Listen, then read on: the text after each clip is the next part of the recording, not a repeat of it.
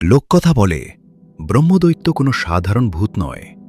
সে জন্মায় জ্ঞান, অহংকার আর অসম্পূর্ণ দায়িত্ব থেকে। প্রাচীন বাংলায় বিশ্বাস করা হতো, কোনো জ্ঞানী ব্রাহ্মণ যদি অসম্পূর্ণ কাজ, অপমান বা অভিশপ্ত অবস্থায় পৃথিবী ছেড়ে যায়, তবে তার আত্মা শান্তি পায় না।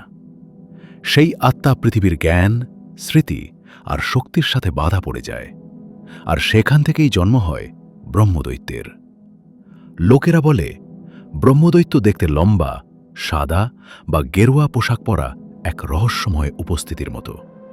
তার চারপাশে থাকে এক অদ্ভুত আলোর আভা, আর তার উপস্থিতি বোঝা যায় বাতাসের হালকা পরিবর্তনে, মাটির হালকা কাঁপনে বা হঠাৎ নিস্তব্ধতায়।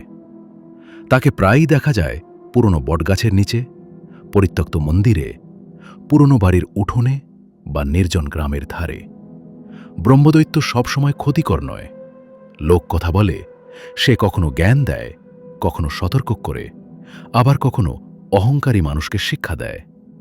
কিন্তু যারা তাকে অসম্মান করে বা তার উপস্থিতিকে অস্বীকার করে, তারা অদ্ভুত দুর্ভাগ্যের শিকার হয়। তাদের মন অস্থির হয়ে যায়, তারা দিক হারিয়ে ফেলে, বা অদ্ভুত ভয়ের অনুভূতি তাদের ঘিরে ফেলে। গ্রাম বাংলার বিশ্বাস বলে, যদি রাতে পুরনো গাছের নিচে বা পরিত্যক্ত মন্দিরের পাশে হঠাৎ অদ্ভুত আলো দেখা যায়, বা অকারণে মন্ত্রের মতো শব্দ শোনা যায়, তাহলে বুঝতে হবে ব্রহ্মদৈত্য কাছেই আছে। তাই বলা হয়, জ্ঞানকে সম্মান করো, অহংকারকে নয়। কারণ ব্রহ্মদৈত্য শুধু আত্মা নয়, সে জ্ঞানের অভিশপ্ত ছায়া।